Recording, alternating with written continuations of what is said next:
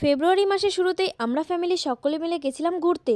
আর জানো তো স্টেশনে গিয়েই দেখি ট্রেন লেট। তো ট্রেন লেট তো কী হয়েছে, আমরা আজ যাবো বাসে। তো আজ যাবই আমরা। আর আমরা কোথায় গেছিলাম জানো তো? তো আমরা গেছিলাম সেবক মন্দিরে মা কালীর পুজো দিতে। এদিকে দেখো আমি চলেও গেছি। আর তারপরে তো সিঁড়ি দিয়ে উঠছিলাম, ওখানে প্রায় 70 বা 80 এরকমই হবে সিঁড়ি। তো আমি ভুলে গেছি, মনে হয় 70 বা 80 এরকমই হবে।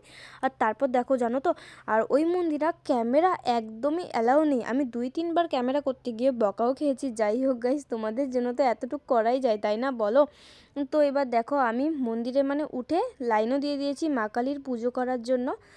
তো আর সেদিন যে গেছিলাম আমরা, ওই দিন না প্রচণ্ড ভিড় ছিল জানো তো। এদিকে দেখো তোমাদের আবার মন্দিরটা আমি সুন্দর করে ঘুরিয়ে ঘুরিয়ে দেখালাম।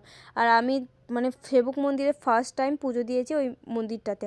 আর এটা ছিল একটা শিব ঠাকুরের মন্দির। আর পাহাড়ের উপর থেকে নিচের ভিউটা তো আমার ব্যাপক ভালো লেগেছিল। আর ওখানে অনেক বানর ছিল, যেগুলো আমি দেখে খুব ভয় পাই, ঠিক আছে। আর মন্দিরে ঢুকতে না ঢুকতেই দেখি পুরোহিত মশাই দরজা বন্ধ করে দেয়। আরে বাবা, আর একটু পরে দরজাটা বন্ধ করলে আমি সুন্দর করে ঠাকুরটা দেখতে পারতাম। তারপর সকলে মিলে একটু সেলফি টেলফি উঠে নিলাম গ্রুপের সকলে মিলে। তারপর এদিকে দেখো পাহাড়ের উপরে একটা কি সুন্দর মন্দির বলো, আমার তো বেশ ভালো লেগেছিল মন্দিরটা। তারপর আমরা একটু খাওয়া দাওয়া করে নিলাম, যেহেতু অনেকক্ষণ জার্নি করার পরে পুজো দিয়েছি না, প্রায় 1টা বেজে গেছিলো। তো খাওয়া দাওয়া করে তারপর একটু খেয়ে নিলাম ভুট্টা। আর পাহাড়ে গেলে তো ভুট্টা খেতে আমার তো খুব ভালো লাগে। তো তোমাদের কি আমার মতো পাহাড়ে গেলে ভুট্টা খেতে ভালো লাগে? তো আমাকে কমেন্টে জানিয়ে দাও তাড়াতাড়ি করে।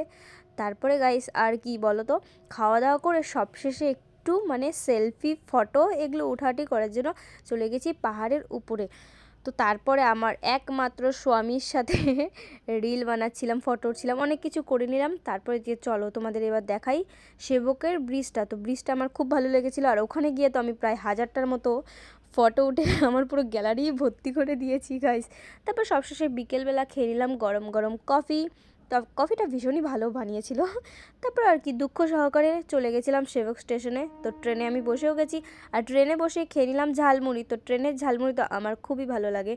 তো আর জানো তো, আমরা যেই সিটটায় বসেছিলাম ওই সিটটা একদমই ফাঁকা ছিল।